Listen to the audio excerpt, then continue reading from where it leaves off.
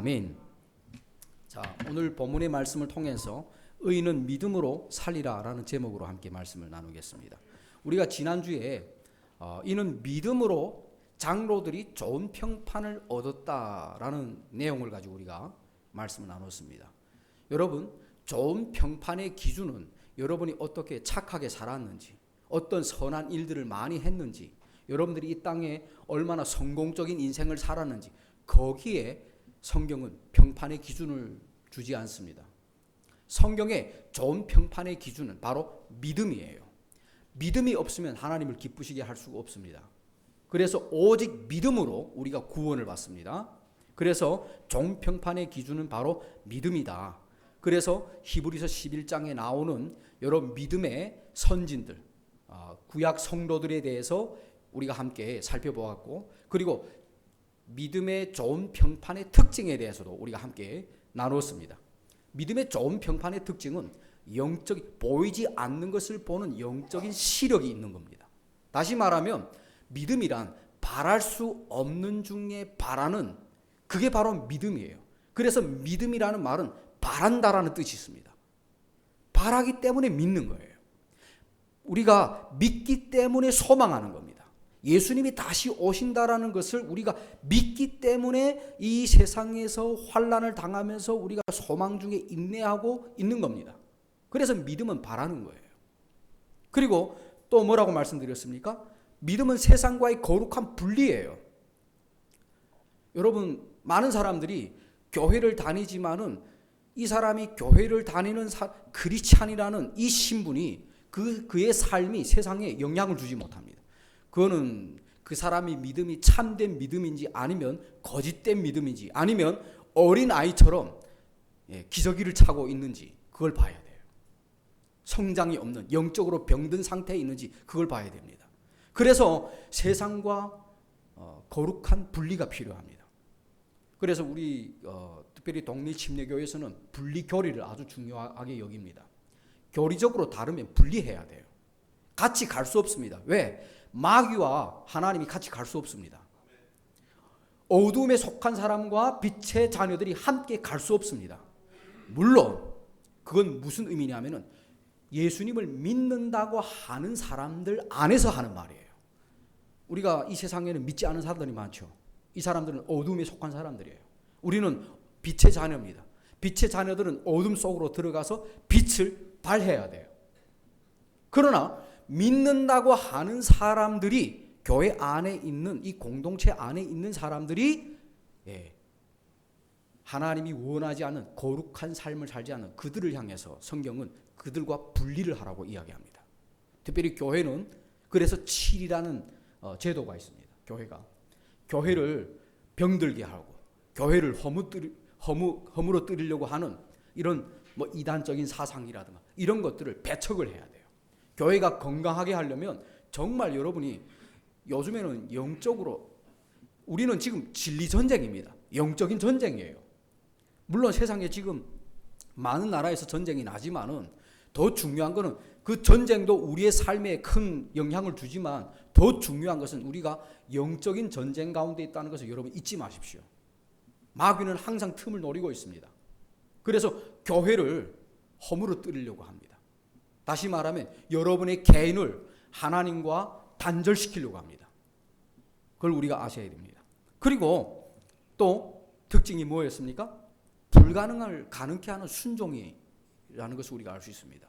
순종하는 삶, 하나님의 말씀을 여러분이 머리로만 알고 아멘으로 순종하지 않으면 여러분의 삶에 큰 열매를 맺을 수가 없는 것입니다. 그래서 믿음으로 좋은 평판을 얻게 되면 어떤 결과가 주어진다고 말씀드렸습니까? 믿음으로 좋은 평판을 얻게 되면은 그 결과가 하나님을 기쁘시게 합니다. 그리고 의롭다라고 인정을 받습니다. 그리고 담대함과 인내로 끝까지 가게 됩니다.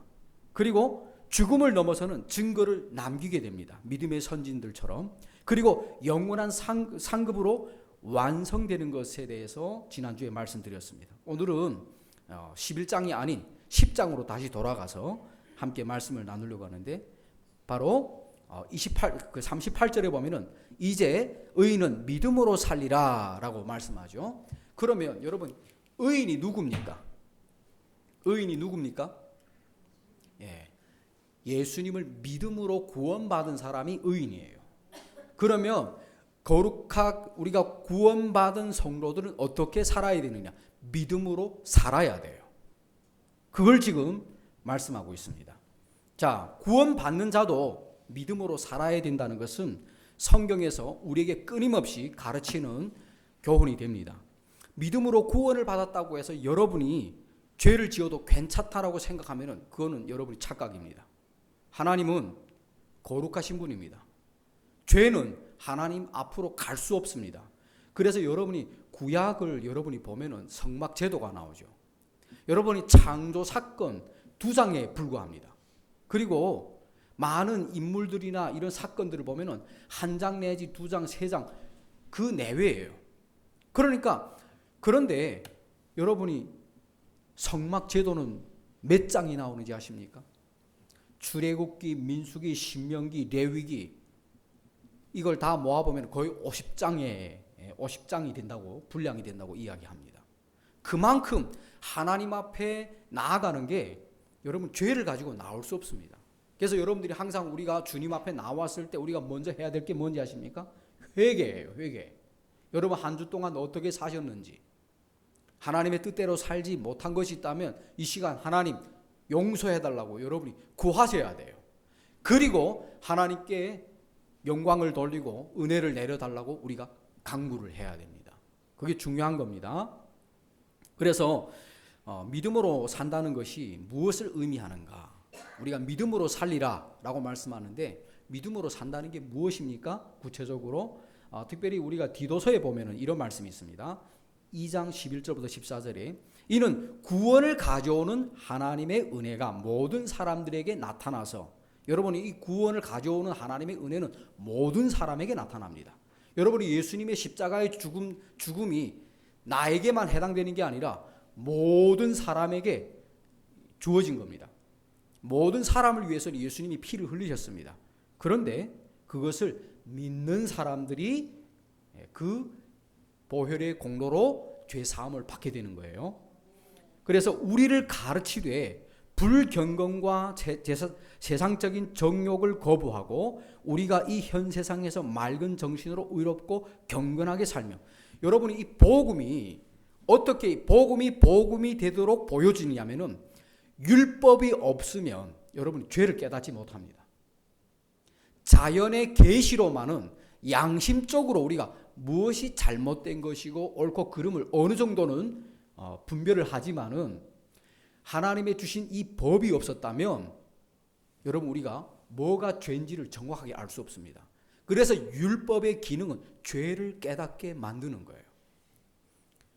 그래서 여기에 뭐라고 이야기합니까? 우리를 가르치려 하면서 불경건과 믿지 않는 사람들은 불경건한 상태에 살아가는 거죠. 세상의 정욕으로 살아가는 것이죠. 이런 것들을 가르침을 통해서 어떻게 합니까? 우리가 이 현 세상에서 맑은 정신으로 의롭고 경건하게 살며 저 복된 소망과 위대하신 하나님이신 우리 구주 예수 그리스도의 영광스러운 나타나심을 기다리게 하셨기 때문이라. 여러분이 가르침을 받지 않으면 어떻게 예수님의 다시 오심, 재림에 대해서 여러분들이 알 수 있겠습니까? 성도들이 이 땅에서 인내할 수 있는 것은 예수님께서 다시 온다라는 그것 때문에 현재를 인내하며 믿음으로 살아가는 거예요. 핍박이 있고 고난이 있고 환난이 있어도. 14절 보겠습니다. 그분께서 우리를 위하여 자신을 주신 것은 그분께서 모든 불법으로부터 우리를 구속하시고 정결하게 하사 그분 자신을 향하여 선한 일들에 열심을 내는 특별한 백성이 되게 하려 하심이라. 자, 우리를 구속하고 정결하게 하신 이유는 뭡니까? 여러분 그냥 구원만 시켜놓고 이제는 다 됐다, 그게 아니에요. 하나님은 우리를 구원하신 후에 우리가 하나님의 형상으로 살아가기를 원해요. 우리가 하나님의 거룩한 백성이라는 것을 여러분이 우리의 신분에 걸맞게 살아가기를 원합니다. 제가 종종 그 비유를 들지만 우리 이북에서 탈북에서 오신 분들이 저 38선을 건너서 이제는 이 대한민국에 왔단 말이에요. 근데 북한에서 살던 그 방식대로 살면 되겠습니까? 아니잖아요. 자유 대한민국에 오면 자유를 누려야 되죠. 북한에는 자유가 없잖아요. 이동의 자유, 언론의 자유, 모든 자유가 없습니다. 그게 공산주의 특징이에요. 정부가 모든 걸 통제합니다. 여러분이 지금 한국에 보면은 배급제도로 좋아하는 사람들이 많더라고요. 일하기 싫어하는 사람들이. 공산주의가 좋다. 그거 들어보면 그럴듯해요. 유토피아, 지상천국을 만든다. 근데 여러분 공산주의 국가 잘 되는 거 봤습니까? 다 망해요. 왜 그렇습니까? 인간은 본성적으로 악해요. 이 악한 인간들은 권력을 쥐면 남을 위해서 헌신하거나 희생하거나 그렇지 않습니다. 그걸 우리가 알 수 있습니다. 그래서 여러분 정말 이 땅에 하나님의 영광이 드러나기 위해서는 우리 크리스찬들이 하나님의 백성으로서 또 그리스도인으로서 주님의 형상을 닮은 자들로서 우리가 살아야 된다는 겁니다. 그래서 히브리서 10장 26절부터 30절에 이렇게 경고를 하죠. 이는 만일 우리가 진리의 지식을 받은 후에 고의로 죄를 지으면 구원받은 사람이 하나님의 특별한 백성으로 하나님의 형상을 닮은 자로서 살아가야 되는데 알면서도 불구하고 고의로 죄를 짓는다면 죄들로 인한 희생물이 더 이상 남아있지 아니하고 단지 대적들을 삼킬 심판과 불같은 경로를 두렵게 기다리는 어떤 일만 남아있기 때문에 이거는 뭘 말합니까? 죄를 지으면 거기에 마땅한 심판이 온다라는 걸 우리에게 보여줍니다. 그러면서 예를 들어서 28절에서 모세 율법을 멸시한 자가 두세 증인 아래서 긍휼을 얻지 못하고 죽었는데 여러분 모세의 율법을 거역했던 사람들이 어떻게 됩니까? 광야에서 죽임을 당하잖아요. 그 죽임을 당한 이유가 뭡니까? 하나님의 심판이었습니다. 그걸 우리가 알 수 있죠. 많은 사람들은 은혜를 말하지만 어떤 사람은 그 은혜를 면허증처럼 사용하려고 합니다. 그냥 그것만 있으면 괜찮다. 구원받았으니 이제는 괜찮다. 그런데 성경은 말합니다. 은혜는 죄를 허락하는 면허가 아닙니다. 죄를 이기는 능력이에요. 은혜를 받으면 죄와 싸워서 이기는 겁니다. 그걸 은혜라고 표현하는 거예요. 29절 보겠습니다. 하물며 하나님의 아들을 발로 짓밟고 자기를 성별하는 언약의 피를 거룩하지 아니한 것으로 여기며 은혜의 영을 멸시하는 자들이 당연히 받을 형벌은 얼마나 더 극심하겠느냐. 율법을 범하는 자들에게도 하나님이 심판을 했는데 그런데 아들을 짓밟는 자들에게는 그 심판이 얼마나 더 하겠느냐. 더 심중한 것을 경고를 합니다. 너희는 생각해보라. 이는 원수가 갚는 일은 내게 속하니 내가 보응하리라. 주가 말하노라. 또다시 주가 자신의 백성을 심판하는, 하나님은 자신의 백성을 심판하시는 분이십니다. 물론 이 심판은 자기 백성을 심판하는 것은 지옥의 불에 던지는 것 아닙니다. 구원을 상실하는 건 아니에요. 그러면 죄를 지으면 어떻게 될까요? 하나님이 거기에 마땅한 고통을 당하게, 죽임을 당하도록 하나님이 심판하십니다. 그걸 우리가 알 수 있습니다. 자, 그러면 이런 경고의 말씀을 통해서 오늘 본문에서는 의인은 믿음으로 살리라 라고 말씀하는데 이제는 우리가 믿음으로 산다는 것이 무엇인가 살펴보고, 첫 번째로 믿음으로 산다는 것은 살아계신 하나님의 손을 가볍게 여기지 않습니다. 여러분, 믿는 사람들은 하나님을 가볍게 여기지 않습니다. 하나님이 살아계신다는 걸 여러분들이 믿으면 하나님을 가볍게 여기겠습니까? 오늘 본문에 이렇게 말씀하죠. 살아계신 하나님 손 안에 떨어지는 것은 두려운 일이라. 두려운 일이에요. 무서운 일이에요. 하나님의 심판을 받는다는 것은 정말 무서운 일입니다. 여러분, 성경에서 하나님의 손에 대해서 이야기합니다. 우리가 실제로 하나님은 영이시잖아요. 하나님이 영이시기 때문에 우리가 어떻게 하나님, 인간처럼 손이 있구나, 손과 발이 있구나, 그렇게 표현을 합니다. 왜냐하면 인간들이 알아보도록. 그런데 하나님의 손은 무엇을 의미하느냐? 하나님의 손은 여러 가지 의미가 있습니다. 하나는 우리를 위로해 주시고, 우리를 도와주시고, 우리를 구원해 주시고, 우리를 붙들어 주시고, 그런 손입니다. 하나님의 손은. 그러나 또 다른 의미에서 하나님의 손은 심판하는 손입니다. 때리시는 손이에요. 그걸 우리가 알 수 있습니다. 중요한 것은 하나님은 살아계신다. 하나님은 살아계십니다. 그런데 많은 사람들이 하나님을 가볍게 여깁니다. 어떤 사람은 심지어 멸시합니다. 성경에 보십시오. 사무엘상 22장 30절에 이는 나를 존중히 여기는 자들을 내가 존중히 여기고 나를 멸시하는 자들은 소홀히 여겨질 것이기 때문이라. 여러분은 어떻습니까? 여러분은 하나님을 존중히 여기십니까? 왜 아멘 못합니까? 존중히 안 여겨요? 여러분, 제가 참 안타까운 그 사실을 많이 보는데 오늘날 많은 사람들이 교회 예배 때 예배에 집중하지 않고 앉아서 핸드폰으로 다른 영상을 보거나 그런 사람들이 있습니다. 그런 행위들은 여러분 하나님을 멸시하는 겁니다. 하나님을 가볍게 여기는 거예요. 북한 같은 데 가서 여러분이 김정은이 말하는데 밑에서 핸드폰 가지고 다른 동영상 본다. 그거는 가문이 숙청당합니다. 무슨 말인지 이해 가십니까? 예. 그 자리에서 끌려나가요. 예. 그러니까 왜냐하면 많은 사람들이 그 김정은이 말할 때는 다 집중해서 듣죠. 그리고 메모를 하죠. 왜냐하면 두려운 거예요. 김정은 자체가 두려운 겁니다. 근데 우리는 하나님을 향한 공포의 두려움이 아니라 존경의 두려움이 있어야 된다. 그 말이에요. 정말 사람을 존중히 여길 줄 알아야 됩니다. 우리 하나님을. 그래서 하나님 앞에 나올 때는 여러분들이 준비를 하셔야 돼요. 옛날 저도 간증을 많이 들었습니다만 한국의 많은 우리 믿음의 그 선진들은 옛날 어떻게 하셨느냐. 주님 앞에 나올 때 미리 토요일 날부터 다 준비를 합니다. 다 준비를 해서 헌금할 것도 다 분류해서 심지어는 헌금이 뭐 꾸겨지거나 그러면 코팅까지 할 정도로 다리미로 그렇게 준비해. 여러분 그게 마음이에요. 하나님은 온 마음을 다하여 주님을 찾는 자를 원해요.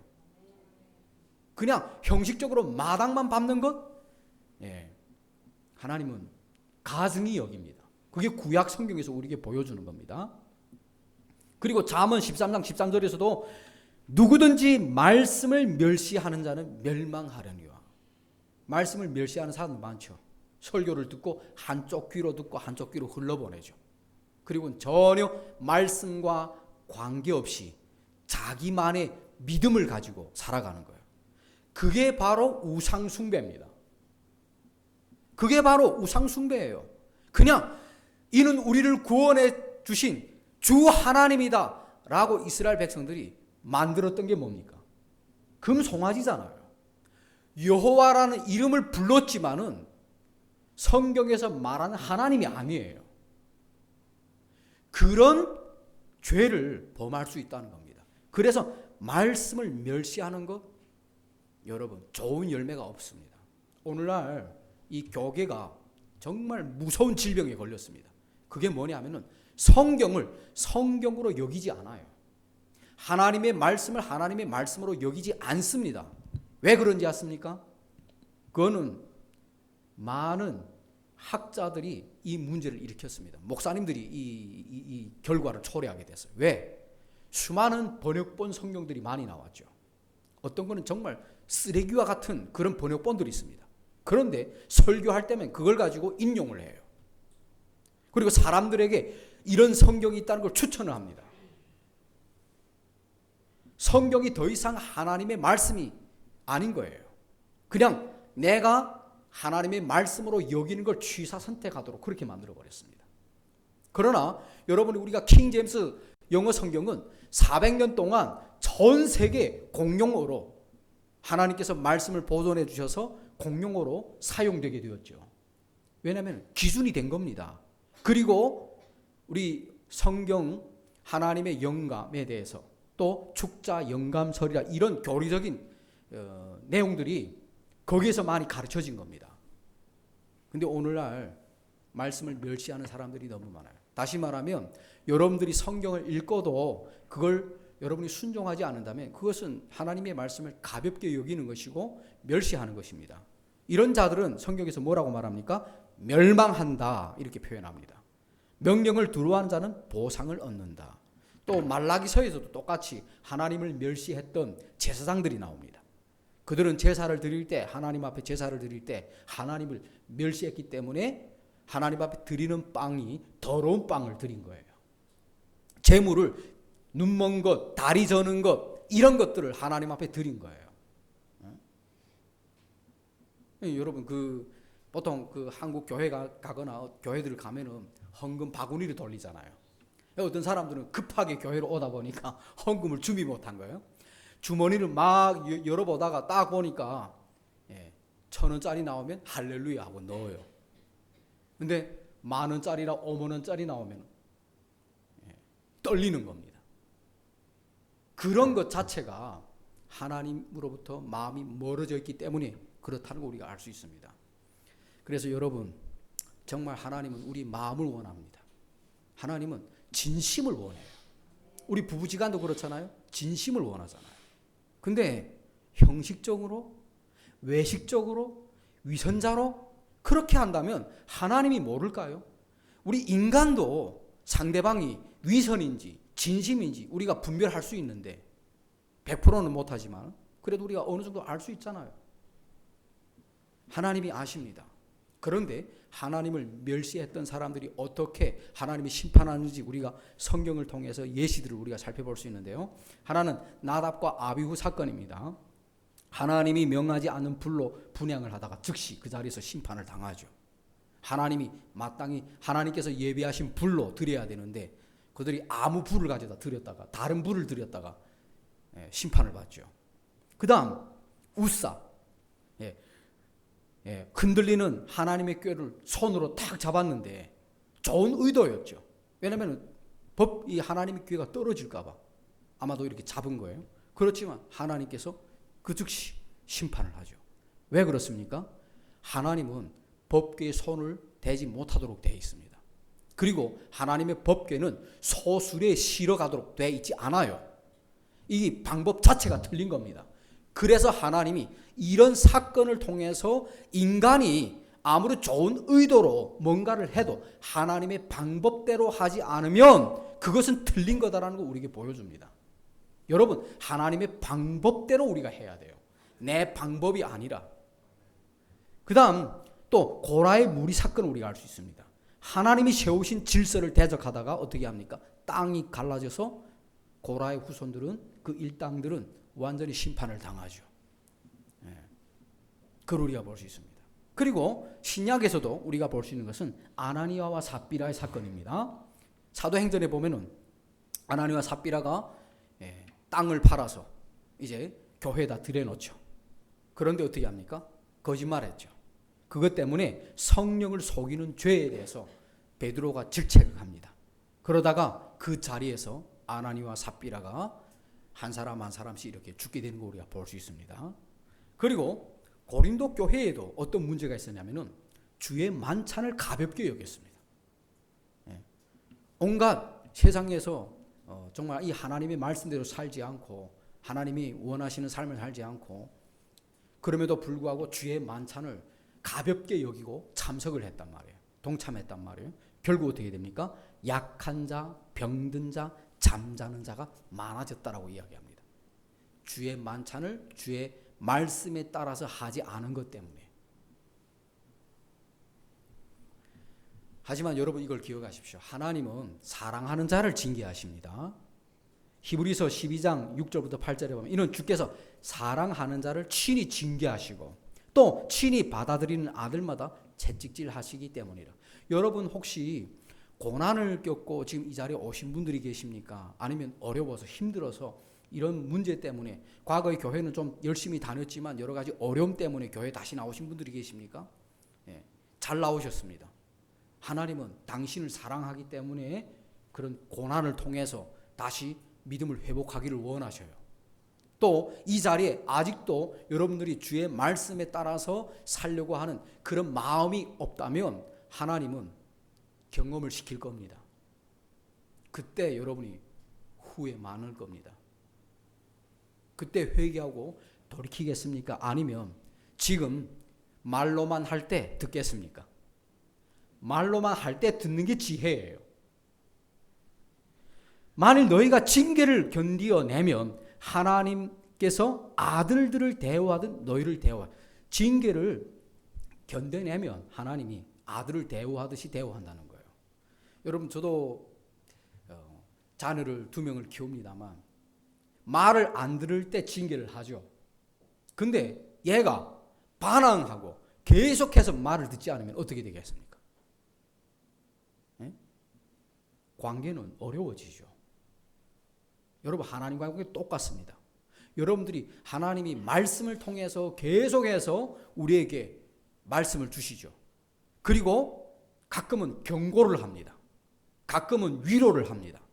그러나 가끔은 하나님이 행동으로 보여줍니다. 그게 뭡니까?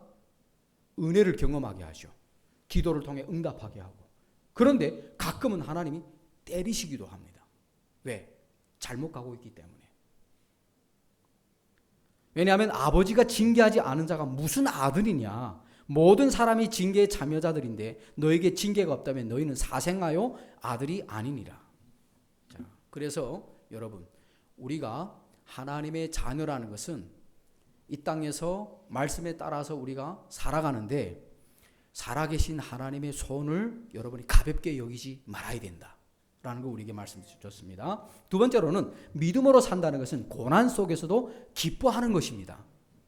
32절부터 34절입니다. 그러나 너희가 조명을 받은 후에, 여기서 조명을 받았다는 것은 성령의 내주하심, 성령의 깨닫게 하심으로 인해서 회심을 경험한 구원받은 상태를 말합니다. 너희가 큰 고난의 큰 싸움을, 구원을 받았지만 우리의 현실은 어떻습니까? 많은 고난들이 있습니다. 그 고난과 우리는 싸웁니다. 그러면서 견뎌냈던 이전의 날들을 회상해보라. 지금 왜 지금 이 히브리서 저자가 이렇게 말씀하냐면 여러분 히브리인들이 개종을 한 히브리인들입니다. 유대교를 가지고 있던 사람들이 기독교로 이제 개종을 한 거예요. 예수님을 주님으로 받아들인 겁니다.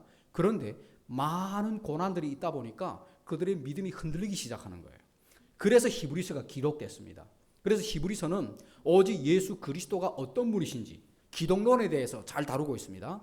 예수님만이 유일한 구원자라는 걸 우리에게 보여주는데요. 우리 1장부터 쭉 살펴보면 예언자들보다도 더 뛰어나신 분이 예수님이고, 그리고 모세보다도 더 뛰어난 분이 예수님이고, 천사들보다 더 뛰어나신 분이 예수님이고, 아론보다 더 뛰어난 분이 예수님이고, 여호수아보다 더 뛰어난 분이 예수님이다 라는 걸 대조를 해서 계속 이야기합니다. 여러분 이 땅에 있는 사람들은 예수님과 같은 위치에 있는 사람이 있을 수 없습니다. 오늘날 여러분이 이단들의 특징 보면 자기를 통해서 구원이 있을 것처럼 얘기하죠. 절대 그건 아닙니다. 성경은 오직 예수 그리스도를 통해서만 구원을 받는다는 사실을 여러분이 명심해야 돼요. 그걸 기억해야 됩니다. 근데 흔들리기 시작하니까 너희가 과거에 어떻게 그 고난을 견뎌내면서 싸웠는지 그 이전의 일들을 회상해라는 겁니다. 그러면서 33절 34절 보겠습니다. 한편으로 너희가 비방과 고난으로 말미암아 구경거리가 되었고, 과거에 어떤 일들을 겪었습니까? 구경거리가 되었다는 거예요. 또 한편으로는 그렇게 취급하는 자들과 동반자가 되었느니라. 이는 너희에게는 하늘에 더 좋고 영구한 실체가 있음을 너희 자신이 알므로 너희가 결박 가운데 있는 나를 불쌍히 여기고 또 너희의 재산이 노략당하는 것을 기쁘게 받아들였기 때문이라. 비방과 고난을 받았고 구경거리가 되었고 그런 사람들과 동반자가 되었던 사람들이에요. 누구하고 동반자가 되었습니까? 바울과 같이 결박된, 감옥에, 복음을 위해서 감옥에 들어간 이런 사람들과 동반자가 된 거예요. 왜 그렇습니까? 너희에게는 하늘에 더 좋고 영구한 실체가 있으므로 너희 자신이 안다라는 거예요. 그래서 영생은 곧 유일하신 하나님과 그 아들 예수 그리스도를 아는 것이 영생이다라고 요한복음 17장 3절에서 말씀하죠. 하나님을 바르게 아는 게 그렇게 중요합니다. 알아도 바르게 알아야 돼요. 자, 그 다음 세 번째로는 믿음으로 산다는 것은 확신을 가지고 인내하는 것입니다. 35절 보겠습니다. 그러므로 너희의 확신을 버리지 말지니 그것은 보상이 있는 큰 봉을 얻느니라. 여기서 말하는 건 구원의 대가로 받는 상이 아닙니다. 구원은 은혜로, 믿음으로 그리스도의 피로 받습니다. 그러나 성경은 구원받은 자에게 보상이 있음을 분명히 말씀합니다. 고린도후서 5장 10절에 보면 이는 모든 사람이 각자 선한 것이든 나쁜 것이든 자기가 행한 것에 따라 자기 몸 안에서 이루어진 것들을 받기 위하여 우리가 다 그리스도의 심판석 앞에 반드시 나타나야 하기 때문이라. 자, 무엇을 확신을 해야 되느냐? 바로 보상이 있다는 것. 여러분, 이 땅에서 우리의 삶이 헛되지 않다는 걸 보여줍니다. 그걸 여러분이 버리면 안 돼요. 그 확신을 놓치면 안 됩니다. 믿음으로 산다는 것은 바로 그 확신을 가지고 살아가는 거예요.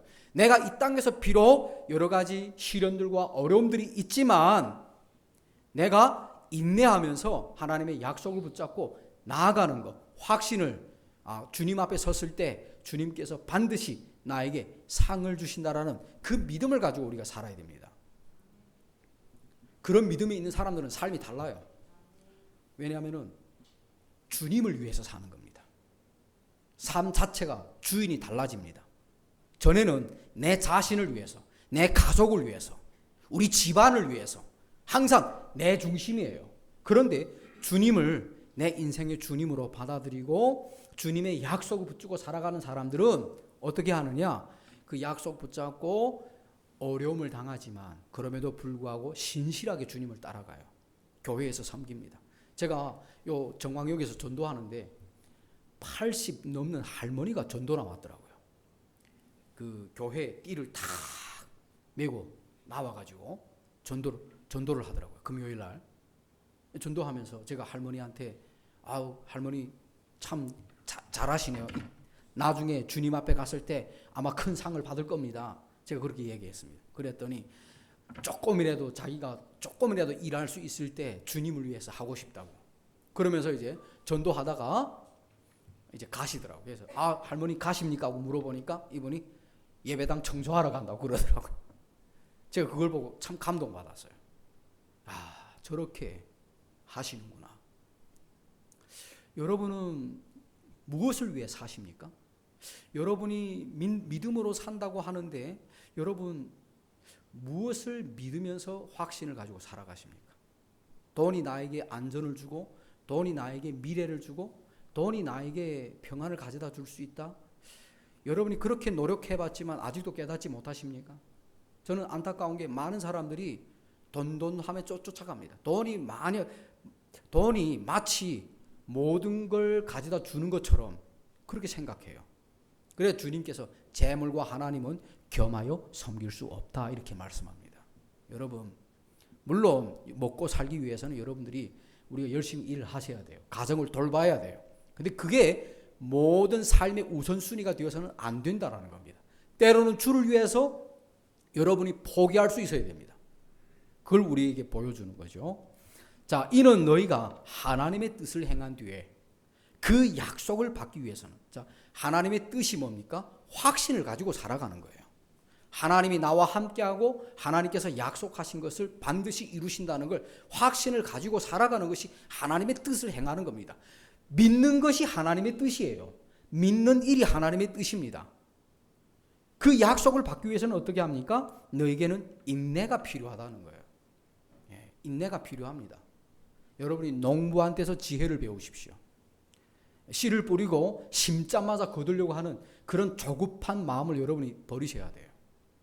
기도했다고 기도하자마자 하나님이 응답해 주지 않았다고 여러분이 불평불만 하지 마십시오. 모든 기도는 반드시 응답됩니다. 반드시 응답돼요. 제가 오늘 보통 새로운 방문자를 위해서 제가 기도를 많이 안 하거든요. 가끔 기도합니다. 근데 오늘 아침에 일어나 하나님 새로운 방문자들이 올 수 있도록 교회에 오시는 분들이 새롭게 올 수 있도록 인도해 주세요. 라고 기도를 했습니다. 근데 갑자기 우리 저 투도교에 있던 형제님이 전화 오신 거예요. 아침에. 또 이분이 갑자기 또 아래에서 올라오신 거예요. 너무 감사합니다. 예. 기도하면 인내가 필요합니다. 응답하지 않았다고 낙심할 필요가 없습니다. 왜냐하면 내가 하나님의 약속에 따라서 하나님께 구했으니 주시는 것도 하나님이시고, 아멘이십니까? 그래서 우리는 인내가 필요합니다. 자, 그 다음 마지막으로 믿음으로 산다는 것은 다시 오실 주의 약속을 신뢰하고 뒤로 물러서지 않는 것입니다. 우리 37절 이 말씀은 하박국 2장 3절 4절을 인용한 구절입니다. 여기서 보니까 이는 조금만 있으면 오실 그분께서 오실 것이요 지체하지 아니하실 것이기 때문이라. 여러분, 주님은 조금만 있으면 오십니다. 하나님의 약속이에요. 언제 올지는 모르지만 항상 우리가 정신을 차리고 주님이 오신다는 걸 우리가 바라봐야 돼요. 초대교회 성도들은 그런 믿음을 가지고 살았습니다. 그러니까 그들이 그런 핍박과 환난 속에서도 순교하면서까지도 그들의 믿음을 지킨 거예요. 근데 오늘날은 어떻습니까? 너무 쉽게 배교합니다. 너무 쉽게 죄와 타협을 합니다. 그 다음 38절 보십시오. 이제 의인은 믿음으로 살리라. 그러나 만일 어떤 사람이 뒤로 물러나면 내 혼이 그를 기뻐하지 아니하리라. 자, 여기서 물러선다라는 말은 단순히 실수나 연약함을 말하는 게 아닙니다. 의식적으로 후퇴하고 믿음의 길을 버리는 태도를 말합니다. 성경은 이런 사례들에 대해서 우리에게 경고를 하는데, 여러분이 롯의 아내 소돔과 고모라에서 하나님이 건져주셨죠. 근데 나오는 도중에 어떻게 합니까? 뒤를 돌아보지 말라고 하나님이 분명히 말씀했는데 뒤를 돌아봤죠. 왜 돌아봤을까요? 두고 온 게 너무 아까워서. 두고 온 게 너무 아까워서 뒤를 돌아보다가 소금 기둥이 되죠. 그 사례를 우리가 볼 수 있습니다. 그리고 이스라엘 백성들이 하나님께서 홍해를 갈라서 광야로 들어왔는데 광야의 삶이 어렵다고 다시 이집트의 그 가마솥 밑에 있던 고기 생각하며 양파라든가 고기 생각하면서 돌아가겠다고 또 난리를 쳤죠. 결국 어떻게 합니까? 그런 사람들은 광야에 다 쓰러집니다. 그리고 데마를 우리가 볼 수 있죠. 바울과 같이 복음 전도에 동참했던 데마가 어떻게 합니까? 디모데후서 4장 10절에 보면은 이 세상을 사랑하여 데마는 세상으로 돌아갔다라고 이야기합니다. 이런 사람들이 있다는 거예요. 그러나 39절에 보십시오.